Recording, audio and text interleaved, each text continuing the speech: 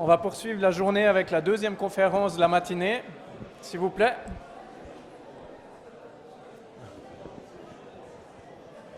Donc, je vais introduire la deuxième conférencière, la professeure Vanessa Lontillon-Kessner, que la plupart d'entre vous connaissez très bien. Donc, Vanessa Lontillon-Kessner a suivi une formation double et complémentaire, d'abord enseignante d'éducation physique au secondaire, puis enseignante-chercheuse à l'Université de Lausanne et maintenant à la HEP ici à Lausanne. Dans ses différents travaux de recherche, c'est une approche méthodologique mixte, à la fois qualitative et quantitative, qui est privilégiée. Je vais donc lui céder la parole pour nous parler de la problématique de la notation en éducation physique et ses incidences sur l'enseignement et les élèves.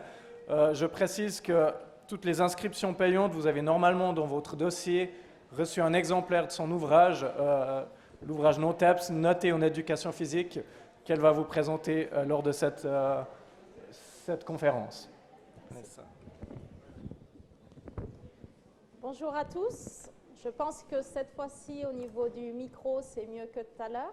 Vous me dites si vous ne m'entendez pas, mais ça a l'air d'être mieux.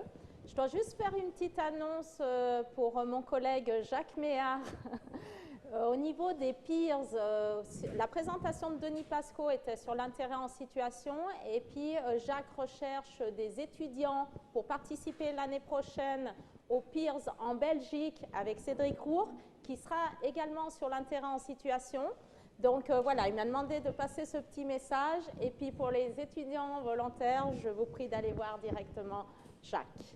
Voilà, le message est passé, donc maintenant je suis heureuse de vous présenter un peu plus en détail le bouquin que vous avez obtenu dans votre pochette, qui concerne une étude qu'on a réalisée. Finalement, c'est la première étude intercantonale qu'on a réalisée en Suisse romande sur l'évaluation en EPS.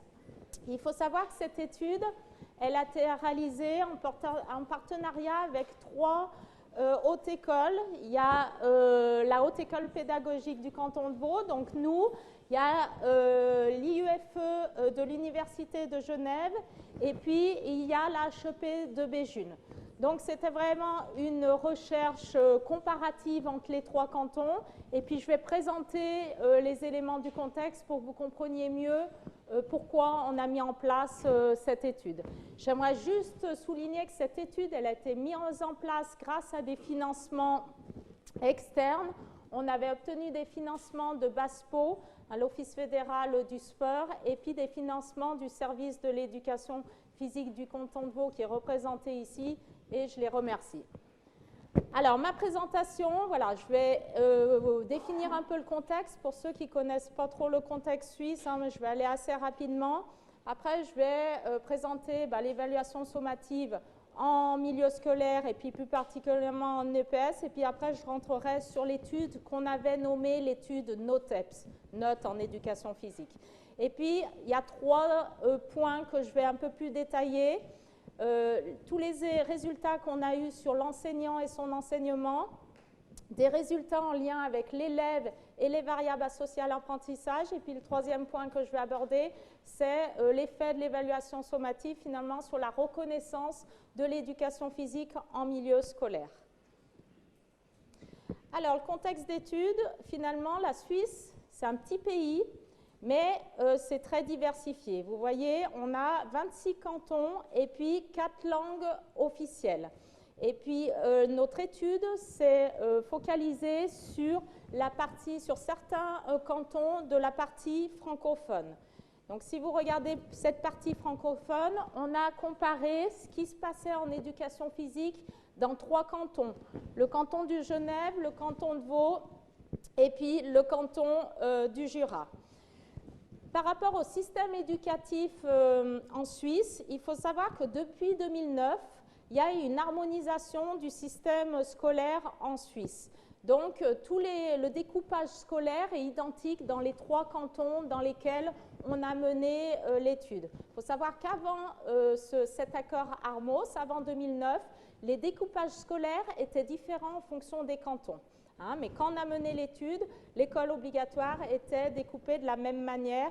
Et il faut savoir que notre étude NOTEPS a porté sur le degré secondaire 1, qui est l'équivalent collège en France, et puis ça a porté donc sur les élèves de 12 à 15 ans. Il faut savoir qu'également, depuis 2012, tous les cantons romans s'appuient sur le même plan d'études. Avant 2012, chaque canton avait des plans d'études différents. Par exemple, nous, dans le canton de Vaud, on avait le plan d'études vaudois. C'est seulement depuis 2012 qu'on se réfère tous les enseignants au même plan d'études roman. Donc, je vous ai mis la figure un peu qu'il y a dans le plan d'études roman. Je ne vais pas rentrer dans le détail, mais vous voyez qu'il y a 5 domaines disciplinaires. Et puis, nous, on fait partie du domaine disciplinaire corps et mouvement, où il y a l'éducation physique avec l'éducation nutritionnelle. Et puis après, il y a 2 autres entrées. Capacité transversale, formation générale, et puis tout ça, ça contribue à la formation globale de l'élève. Alors, pourquoi on s'est intéressé à 3 cantons spécifiquement? Eh bien sûr, parce qu'ils avaient des modalités de communication de l'évaluation sommative différentes. Vous avez vu par rapport au contexte, on a même les mêmes plans d'études, on a même des coupages scolaires. Par contre, l'évaluation sommative, elle dépend de l'autorité cantonale. Et là, ce qui est intéressant, c'est qu'on avait 3 cantons avec des modalités de communication de l'évaluation sommative différentes. Et c'est pour ça qu'on a mis en place cette étude, parce qu'on avait un contexte idéal pour mettre en place une recherche sur l'évaluation sommative. Dans le canton de Vaud, on n'a pas de notes. C'est un livret d'évaluation qui est utilisé. Je vais revenir après sur le livret d'évaluation, en sachant qu'il a changé assez récemment, mais là je vous présenterai les livrets d'évaluation qui étaient utilisés au moment de la mise en place de l'étude, parce que ça a une incidence après sur les résultats que je vous présenterai. Dans le canton de Jura, les enseignants mettent une note, mais cette note est non certificative. Donc elle ne compte pas pour la moyenne générale. C'est juste une indication de leur niveau, mais voilà, ça n'est pas inscrit dans la moyenne. Et puis dans le canton de Genève, c'est comme en France finalement, on a une note certificative où voilà, les élèves sont notés et puis cette note compte pour la moyenne générale. Donc vous voyez, 3 contextes différents et nous on s'est dit en tant que chercheurs, c'est l'idéal, on a déjà les contextes. On n'a pas besoin de mettre en place des situations expérimentales. On y va, on essaye de voir qu'est-ce qui se passe dans les 3 cantons. Au niveau des livrets d'évaluation qui étaient utilisés dans le canton de Vaud avant 2015, parce que je vous ai dit que dès 2015, il y a eu d'autres livrets que je présenterai dans les perspectives. Il faut savoir que ces livrets étaient gardés par les élèves toute leur scolarité. Et puis, ils devaient mettre pour chacun de leur âge leurs résultats qu'ils ont eus aux différentes activités, ce qui permettait de voir la progression des résultats sur la scolarité obligatoire. Donc là, vous avez des exemples de pages comme ça, où il y a la course, le saut en longueur, saut en hauteur, etc. Et puis chaque fois, chaque année, ils devaient indiquer leurs résultats. Une autre page d'exemple, c'est qu'il y a des tests de conditions physiques qui devaient être faits chaque année. Et puis, pareil, sur la même logique que l'autre page que je viens de vous présenter, chaque année, les enseignants avec les élèves devaient indiquer le résultat des élèves sur ces pages, sur ces tests de conditions physiques qui mesuraient la force, la souplesse, l'agilité, vitesse, endurance et détente. Et comme ça, ça permet de voir l'évolution de la condition physique au cours de l'école obligatoire. Vous voyez, il y a des petites zones en foncé plus ou moins clair. Ça, c'est des zones santé qui avaient été établies par le service de l'éducation physique avec l'aide de certains chercheurs pour voir si, alors il y a des zones santé filles et des zones santé garçons, et puis si les élèves se trouvaient dans cette zone, c'était qu'ils étaient, disons, en bonne santé au niveau de la condition physique. Et puis une dernière page qu'il y avait aussi, avec différentes entrées, vivre son corps, s'exprimer, danser, se maintenir en équilibre, grimper, tourner, courir, sauter, lancer, et puis les camps, les joutes. Et puis là, vous voyez, le fonctionnement de ces livrets, c'était juste mettre une croix si les activités avaient été mises en place ou pas, mais on n'allait pas bien loin au niveau des apprentissages réels, des objectifs, des compétences visées, etc. Donc c'était plus un compte-rendu de ce qui était fait en cours d'éducation physique. Hein, c'est important que je vous présente ces livrets parce que ça a vraiment une incidence après sur les résultats qu'on a observés dans cette étude. Donc cette étude, elle porte sur l'évaluation sommative et la notation en milieu scolaire. C'est vrai que l'évaluation sommative, c'est à la fin d'un cycle d'enseignement, eh ben, on évalue si les élèves ont acquis ce qu'on voulait qu'ils atteignent en tant qu'enseignants. Néanmoins, l'évaluation sommative, même si c'est à la fin, ça fait vraiment partie de tout le processus d'enseignement. Hein, ça a vraiment une incidence sur comment le cycle d'enseignement va être mis en place. Parce que, voilà, selon comment on évalue avec une note ou pas de note, eh ben, il va avoir une incidence sur comment le cycle d'enseignement va être mis en place. Donc, je vous ai mis quelques éléments théoriques, hein, mais par exemple, Cogerino, elle parle de l'évaluation sommative comme un acte didactique à part entière. Et nous, notre étude, elle s'est vraiment fondée sur cette approche qu'on ne peut pas dissocier finalement l'évaluation sommative du reste, de tout l'enseignement. Et puis, bien sûr, il y a l'évaluation sommative, mais il y a aussi des évaluations diagnostiques en début de cycle ou des évaluations formatives ou formatrices en cours de cycle qu'on a aussi explorées dans l'étude. Souvent, on parle de notation entre collègues, sur le terrain. Voilà, est-ce qu'il faut noter en éducation physique ou pas noter? Et puis finalement, c'est devenu un débat qui est souvent idéologique, parce que quand on regarde les travaux, il y a pas mal de travaux qui ont porté sur des contextes notés, mais il n'y a rien sur des contextes non notés. Et en partant de ce constat, nous on s'est dit on a un contexte idéal, on a des contextes notés, non notés ou des notes non certificatives, on va aller voir un peu l'incidence de ce qui se passe. Donc je vous ai mis des illustrations un peu de journaux, c'est des débats qui sont sur le terrain, mais aussi c'est médiatisé, c'est politique, hein, c'est pour ceux qui viennent de France, hein, vous avez connu ça assez récemment sur les notes, est-ce qu'on passe par compétences, etc. Donc en Suisse, on a aussi ce phénomène, est-ce qu'on garde les notes ou pas? Voilà, ça fait parler. Il y a certains, faut savoir que la notation, c'est le moyen le plus utilisé dans le système scolaire. Majoritairement, on note les élèves. Néanmoins, il y a certains pays qui ont essayé d'abandonner la notation. Et puis, je vous ai mis un petit, alors c'est un article de l'Université de Bourgogne, un article de vulgarisation, mais voilà, finalement, de nombreux pays ont essayé, ils sont revenus en arrière, pas basés sur des résultats de recherche, mais des petits constats qui ont fait que, ouais, ça ne marche pas mieux, alors on revient en arrière. Hein, donc typiquement, là, l'article, il est intitulé « La suppression des notes à l'école est un échec ». Et puis, quand on regarde les pays qui sont cités dans cet article, on voit que la Suisse a fait des essais de suppression de notes, mais finalement, eh ben voilà, ils ont vu que pour l'élève, c'était plus facile de se placer quand il y a une note que quand il n'y a qu'une appréciation. Donc, on est revenu aux notes. Le Danemark, c'est par rapport aux résultats PISA qui étaient un peu moins bons, donc ils sont revenus. Donc, chaque pays, enfin, ces pays qui sont donnés en exemple, ils ont fait des petits tests. Et puis finalement, ces petits tests, ça n'a pas été concluant, donc on revient à la notation qui est commune, tout ça. Et puis, si on regarde finalement les travaux, beaucoup sont sur l'évaluation, sur la notation, mais aucun porte sur la non-notation. Hein. Donc, si on regarde les travaux sur la notation, eh ben, les études scientifiques, c'est vrai qu'elles remettent en question la notation en milieu scolaire, que ce soit du point de vue des élèves, mais aussi du point de vue des enseignants. Hein, vous savez très bien, hein, pratiquement tout le monde est enseignant de terrain dans cette salle.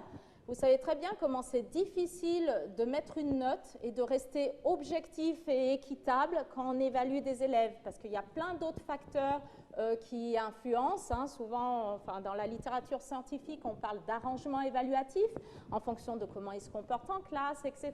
Des éléments que finalement, ils ne faisaient pas partie de notre barème, mais en tant qu'enseignant, on le prend en compte parce qu'on considère que c'est important. Et on a toujours ce dilemme de « OK, il faut que je note, mais qu'est-ce que j'ai une grille d'évaluation, OK, objective, mais souvent, j'ai des difficultés à suivre ça. » Donc, en tant qu'enseignant, ça nous pose des problèmes, cette notation.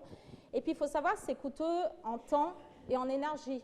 Le temps qu'on fait les évaluations sommatives et puis qu'on met les notes, eh ben, on n'apprend pas. Hein. Donc, c'est vrai que ce temps d'évaluation est pris sur l'apprentissage en classe. Donc, ça, c'est un deuxième problème du point de vue des enseignants. Du point de vue des élèves, il y a aussi des problèmes de la notation. Et notamment des problèmes, hein, vous vous en doutez, chez les élèves qui sont les plus en difficulté. Hein, le fait d'obtenir une mauvaise note, eh ben, ça a une incidence négative sur la compétence perçue. Et on sait très bien que la compétence perçue, c'est l'élément pratiquement le plus important dans la motivation des élèves. Si l'élève ne se perçoit pas compétent dans une branche, il ne va pas être motivé à s'engager dans cette branche. Hein, donc, pour les mauvais élèves, ça a une incidence négative. Et puis, il faut savoir que la note, on est sur une récompense. Et ça a tendance à augmenter la motivation extrinsèque. Je vais m'investir dans le cours d'éducation physique pour obtenir une bonne note. Et pas parce que ça me fait plaisir de dépenser tout ça. Et le problème de la notation, c'est un peu ça, c'est que finalement, cette récompense extrinsèque, ça a des effets négatifs sur la motivation intrinsèque parce qu'on va travailler pour la note et on ne va plus travailler pour finalement, parce que j'aime le PS, comme Denis disait tout à l'heure, en handball, j'ai adoré ça et puis finalement ça m'a donné l'intérêt pour le hand. Finalement, d'avoir une note, ça peut réduire cet intérêt et puis travailler prioritairement pour la note. Donc vous voyez, si on regarde les études sur la notation, c'est pas très... On a des choses assez négatives en lien avec la notation. Par contre, sur la non-notation, on n'a rien. C'est pour ça que notre étude, pour nous, elle était essentielle. Et puis, je vais vous présenter à présent les objectifs de l'étude. Donc, finalement, on avait trois objectifs dans cette étude. C'était comprendre les effets de l'évaluation sommative en EPS sur comment est enseignée l'éducation physique par l'enseignant, sur le côté élève et toutes les variables associées à l'apprentissage, et sur la reconnaissance de l'EPS en milieu scolaire. Et puis finalement, d'après ce que je viens de vous présenter, vous comprenez bien que notre but, à travers cet ouvrage et puis l'étude globale, c'était vraiment d'apporter une argumentation scientifique à tout ce débat finalement qui reste idéologique. Quand on pose la question, est-ce que tu es pour ou contre la note, je peux dire pour ou contre, mais derrière, je n'ai pas d'argument, je ne sais pas pourquoi, c'est vraiment, je pense ça. Mais si on n'a pas d'études sur la non-notation, on ne peut finalement pas argumenter bien nos positionnements. Et puis le troisième point, c'est quand même améliorer la qualité de l'enseignement. Vous allez voir, cette étude, ça nous a permis de faire une cartographie un peu de comment se passe l'enseignement dans ces trois cantons et le fait de prendre conscience de comment j'enseigne en tant qu'enseignant dans les différents cantons, et finalement, ça nous permet de remettre en question nos pratiques et puis de les faire évoluer. Donc, c'était notre troisième objectif et c'est pour ça qu'on a désiré faire un ouvrage pour divulguer au mieux les résultats de cette étude. Alors, le petit modèle qu'on a utilisé, je ne parlerai pas de modèle au sens de la psychologie où on regarde tous les liens, mais c'est vrai qu'on est parti d'un contexte, comme je vous ai dit, où on a le même découpage au niveau scolaire, les mêmes programmes scolaires, et puis ce qui changeait, c'était l'évaluation, la modalité de communication de l'évaluation sommative en EPS. Donc, canton de Genève, note certificative, canton de Jura, note non certificative, et puis dans le canton de Vaud, absence de notes. Et puis on allait voir ce qui se passe chez les enseignants, au niveau de leur conception, de leur pratique, on allait voir au niveau de la planification, de l'intervention et de l'évaluation, on allait voir au niveau des élèves les facteurs psychologiques associés à l'apprentissage, et on allait voir au bout les effets sur la reconnaissance de l'EPS en milieu scolaire. comme je vous ai dit, on est dans un contexte réel. Donc, on a mis des influences. On sait que notre étude, elle a des biais parce qu'on est dans un contexte naturel. Néanmoins, comme vous allez pouvoir le voir dans le tableau qui suit, on a croisé différentes approches. On avait des corpus d'échantillons très élevés. Et comme je vais présenter quelques résultats et puis que vous pourrez lire dans l'ouvrage, les résultats on a croisé les résultats qui provenaient de nos observations, des entretiens enseignants, des entretiens élèves, des questionnaires enseignants, des questionnaires élèves, et finalement les résultats que je présente aujourd'hui, ou les résultats qui sont présentés dans le livre, c'est vraiment les résultats où l'ensemble de nos méthodes ont permis d'aller dans ce sens. Donc, vous pouvez voir que dans cette étude, il y a 214 enseignants qui ont participé par questionnaire, répartis dans les 3 cantons. On a 3967 élèves par questionnaire aussi, donc vous voyez, c'est des gros corpus. Et puis, au niveau des entretiens, il faut savoir que les entretiens, on les a couplés avec des observations en classe. Ces observations n'ont pas été filmées. Par contre, elles ont servi pour les entretiens. Pour les enseignants, on a fait 2 entretiens. Un avant la séance, les séances observées, et puis un à la fin du cycle d'enseignement. Et ces observations ont permis d'alimenter finalement l'entretien post-observation, tout ça. Donc ça nous a servi à ça. Donc on a eu 10 enseignants et puis 20 entretiens avec les enseignants. Et puis les élèves, on a eu 26 élèves interviewés. Je vais venir aux apports de cette étude. Premier point, je vous ai dit que j'allais vous parler un peu de l'enseignant et son enseignement. Je vous fais un petit résumé de comment se sont distribués nos résultats, et puis après, je vais vous donner des illustrations. Ces illustrations, je vous ai pris quelques extraits d'entretien, quelques extraits de résultats, mais il faut savoir que vous avez tous les résultats qui étaient significatifs dans l'ouvrage. Alors, au niveau des résultats, vous voyez, je l'ai représenté sous une forme de continuum. Finalement, on a 2 extrêmes. Canton de Genève, note certificative, là, on a une centration chez les enseignants, une priorité qui est mise sur l'apprentissage moteur. Donc, quand il y a une note en EPS, les enseignants visent l'apprentissage moteur chez les élèves. À l'opposé du continuum, on a le canton de Vaud, où là, il n'y a pas de note. Je vous ai présenté le livret d'évaluation. Et là, on a une centration sur l'élève, le plaisir, etc. Donc, je vais illustrer ces 2 conceptions par la suite. Mais il faut savoir que là, c'est très marqué sur tous nos résultats. Quand il n'y a pas de note, on axe notre enseignement sur les priorités de l'élève. Quand il y a une note, on axe notre enseignement sur l'apprentissage moteur. Puis, canton du Jura, je l'ai mis au milieu. Mais j'aurais pu faire quelque chose qui bouge comme ça, parce qu'on n'a pas pu les positionner. Il faut savoir qu'en canton du Jura, il y a une note non certificative, mais des fois, il se rapprochait du canton de Genève, des fois, il se rapprochait du canton de Vaud, et finalement, on n'arrive pas à les mettre aussi bien sur le continuum. C'est pour ça que là, je les ai mis au milieu, mais il faut savoir que c'est un peu mouvant à droite, à gauche, on a du mal à les positionner, vous allez voir d'ailleurs dans les résultats. Des petites illustrations par rapport aux résultats qu'on a pu observer. Donc, on s'est intéressé à la planification, aux objectifs, aux évaluations mises en place. Donc, j'ai pris quelques exemples pour illustrer ce schéma de synthèse. Au niveau de la planification, il faut savoir que quand on regarde la longueur, on leur a demandé quelle est la longueur de vos cycles d'enseignement. Vous voyez, canton de Genève, c'est ceux qui sont au-dessus. Après, il y a canton de Jura et puis canton de Vaud.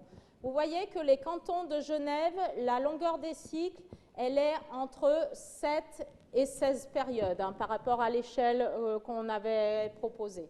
Au niveau du canton de Jura ou canton de Vaud, on est sur des cycles d'enseignement beaucoup plus courts, de 3 à 6 périodes. Ça, c'est ce qu'a déclaré les enseignants de terrain quand on leur a posé les questions par questionnaire. Je précise juste que tous les résultats que je présente sont significatifs. Vous voyez les P inférieurs à 0,01, ça montre que voilà, on a eu des différences significatives entre ces différents cantons. Vous savez très bien que pour qu'il y ait de l'apprentissage moteur, il faut du temps pour les élèves. Et là, typiquement, dans le canton de Genève, on laisse beaucoup plus de temps que dans les autres cantons, Jura et Vaud, pour apprendre et pour développer les compétences motrices. Il faut savoir qu'aussi, au niveau de la planification, ce qui est intéressant, et là on rejoint un peu le contexte dans lequel sont ces enseignants, on avait une question dans le questionnaire s'ils utilisaient les documents de référence comme le plan d'études roman que je vous ai présenté au début, les manuels fédéraux qui sont d'autres sources pédagogiques qu'on a en Suisse ou d'autres éléments. Et il faut savoir que ce sont les enseignants genevois qui ont déclaré s'appuyer le plus sur ces documents de référence. Et puis, dans le contexte genevois, il faut savoir qu'il y a une particularité. Ils ont un document de liaison où il y a des recommandations qui sont faites au niveau de l'évaluation sommative. Donc, ce qui cadre beaucoup plus leur évaluation sommative que dans le canton de Vaud ou dans le canton de Jura. Je vous ai mis des extraits d'entretien.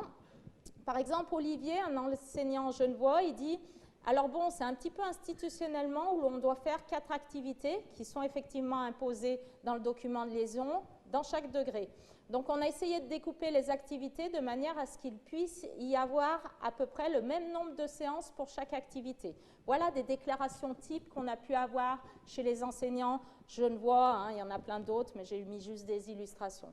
Dans le canton de Jura ou canton de Vaud, il y a une très grande flexibilité au niveau des planifications. Ils prennent en compte les avis, les envies finalement des élèves, leurs propres envies, leurs propres compétences par rapport aux activités, ce qu'on n'a pas retrouvé dans le canton de Genève où c'est plus cadré et où il y a plus un travail en équipe finalement sur quelle activité je vais enseigner au cours de l'année.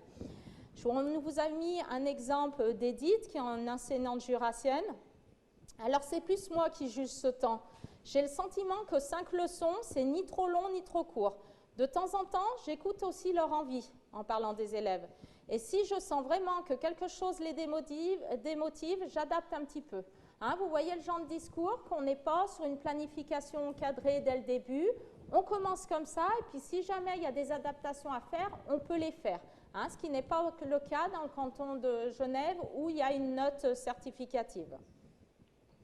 Aussi, un autre élément important qu'on a trouvé au niveau de la planification, c'est le rôle finalement de l'évaluation sommative dans la planification. Les enseignants genevois, donc quand il y a une note certificative, ils accordent une très grande importance à l'évaluation sommative pour la planification. Je vous ai mis l'exemple d'Edith du canton de Genevois. Ça, l'évaluation sommative guide mon cycle, mes séances d'apprentissage. Dans le canton de Vaud, c'était beaucoup plus relatif. Dans les entretiens, on a ressenti une importance plus qu'on a qualifiée de moyenne. Par exemple, René, un enseignant vaudois, une importance moyenne, c'est-à-dire que j'imagine toujours une forme d'évaluation finale et une fois que je démarre ma séquence, il m'arrive de laisser tomber. Vous voyez, il y a une flexibilité au niveau de l'évaluation sommative qu'on n'a pas du tout retrouvée en contexte de notation. Donc les enseignants prennent la liberté dans le canton de Vaud d'adapter en fonction de ce qui se passe avec les élèves au cours du cycle, d'adapter leurs évaluations sommatives.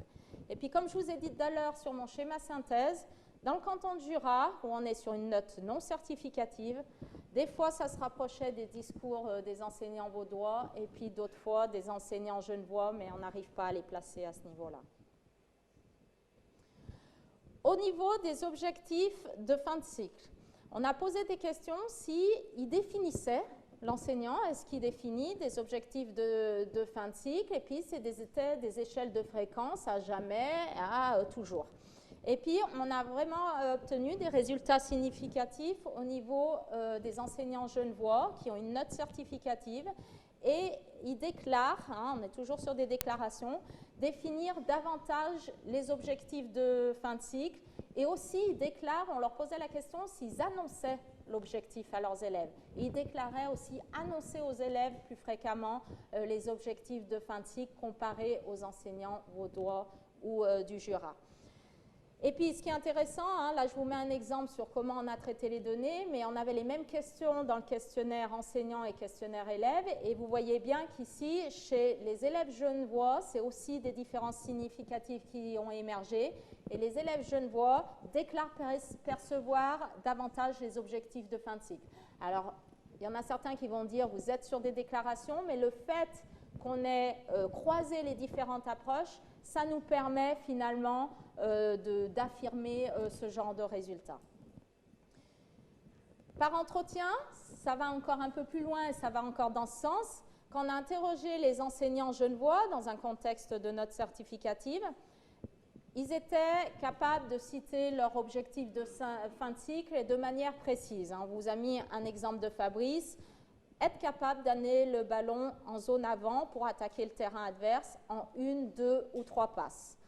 Quand on Jura Evo, donc contexte de notes non certificatives ou pas de notes, et bien là, les objectifs étaient plus divers, un peu moins précis. Hein. Je vous ai mis des exemples de Loïc, enseignant jurassien, qui soit capable de jouer à 6 contre 6 et puis de réaliser un jeu en connaissant les règles et en ayant développé ses compétences pour pouvoir participer au tournoi. Donc vous voyez, il y a différents objectifs, c'est moins clair, hein, c'est moins précis et c'est moins focalisé sur l'apprentissage moteur. Dans le canton de Genève, c'était des objectifs en lien avec l'apprentissage moteur. Là, on prend en compte différentes dimensions, dont bien sûr l'élève. Maël, enseignant vaudois, alors l'objectif, c'est qu'ils puissent faire un tournoi. Donc jouer ensemble à quelque chose qui s'appelle du volley. Ça veut dire, là derrière, réussir quelques éléments de base technique comme passe, manchette, service, de respecter les placements sur le terrain, de jouer en 3 touches, de pouvoir compter les points, c'est d'arriver à ce que les élèves soient capables de faire un match. Hein, donc vous voyez, ils nous décrivent voilà, leur objectif, mais beaucoup plus large que l'apprentissage moteur en tant que tel. Et puis, on a croisé aussi avec les entretiens élèves. On leur a posé la question par rapport aux objectifs. Est-ce qu'ils connaissent hein, comme je vous ai dit, on a observé des cycles d'enseignement. Donc, à la fin du cycle, on leur a demandé quel était l'objectif des élèves du canton de Genève et du Jura, où il y a une note certificative ou non certificative. Tous les élèves, ils ont pu nous citer un objectif. Hein. Je vous mets l'exemple de Lou à Genève. Jouer collectif, essayer de cadrer dès qu'on fait un tir, et puis faire le moins de balles perdues possible. Ou Paul, c'était la technique, le jeu aussi, fair play, jouer avec ses coéquipiers, voilà. Donc c'est des mots d'enfants, mais voilà, ils savaient de quoi on parlait, il y a des objectifs qui ont été cités par l'enseignant, et puis ils essayent de les retraduire avec leurs mots. Canton de Vaud, quand on leur a posé la question, seule la moitié des élèves ont pu nous citer l'objectif de fin de cycle. Et je vous rappelle les données qu'on a eues par questionnaire. C'était dans le canton de Genève qui déclarait les enseignants davantage annoncer les objectifs de fin de cycle. Typiquement, là, on voit que les élèves, parfois dans le canton de Vaud, ils ne savent pas ce que l'enseignant vise à la fin du cycle. Et ça, c'est problématique au niveau des apprentissages. On sait très bien qu'on est toujours motivé par quelque chose. Si vous ne leur donnez pas en tant qu'enseignant l'objectif de fin de cycle, c'est sûr qu'ils ne vont pas être motivés par votre objectif, mais par autre chose.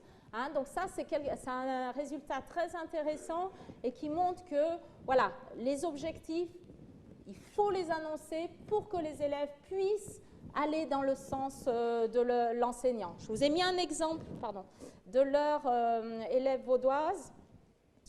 Mais il nous a montré la technique, comment mieux marquer. Mais sinon, je ne me souviens plus. Hein. Donc, vous voyez, c'est un exemple. On a d'autres illustrations, mais ça reste très évasif. Donc, ça, c'est des résultats intéressants qu'on a pu croiser entre les différentes approches qu'on a menées. On a aussi des questions sur l'évaluation diagnostique formative et formatrice. Puis, ce qui est intéressant de voir, c'est dans le canton genevois, où il y a une note certificative. Et bien, c'est dans ce canton-là que les enseignants déclarent effectuer plus fréquemment les différents types d'évaluation, que ce soit diagnostique, formative et sommative.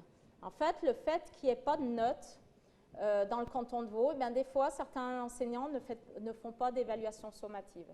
Et ça, c'est problématique hein, dans l'apprentissage. On sait très bien qu'il faut évaluer les apprentissages et c'est un risque qu'il y a en contexte non noté.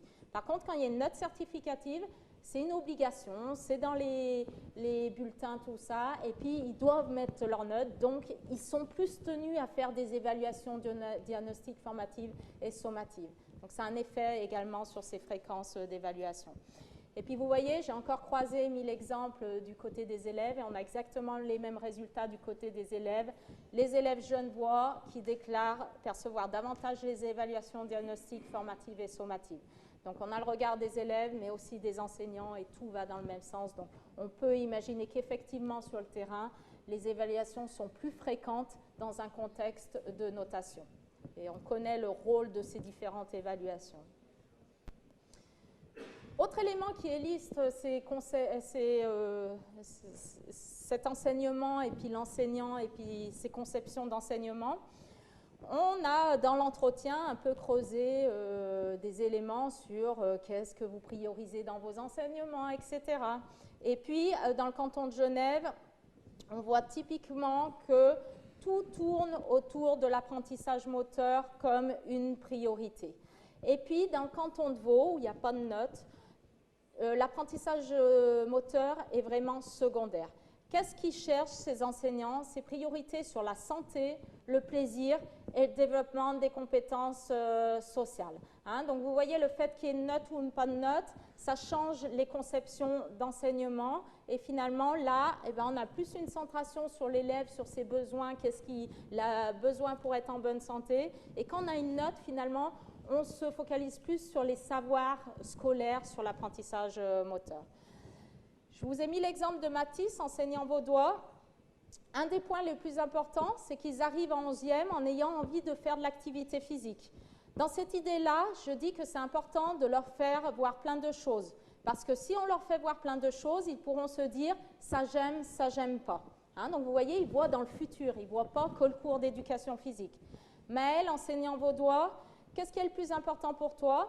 Ça tient entre le plaisir et la santé. Le plus important pour moi, c'est le plaisir.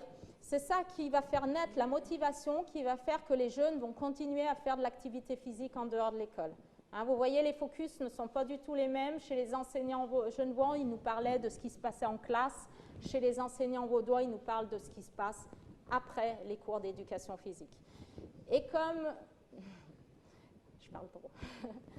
Ok, ouais, je vais aller un peu plus vite.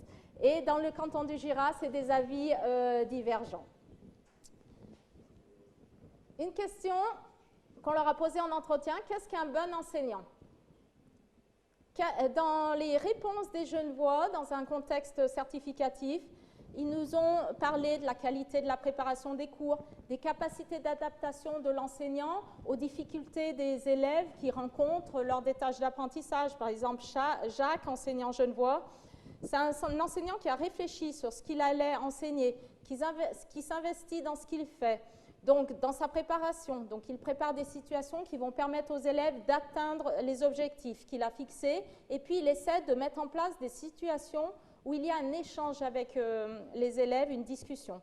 Quand on va au Jura, c'est l'importance à la relation de l'élève, jouer avec l'élève, les faire rire, qu'ils aient du plaisir.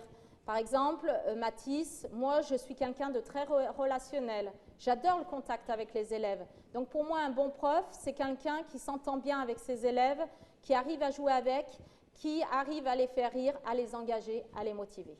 Une autre illustration pour vous montrer ces extrêmes sur le continuum. Je passe aux élèves. On a mesuré quelques variables psychologiques associées à l'apprentissage. Je vous en donne que quelques exemples. Par exemple, sur la perception du soutien de l'enseignant. Et c'est pareil sur d'autres variables.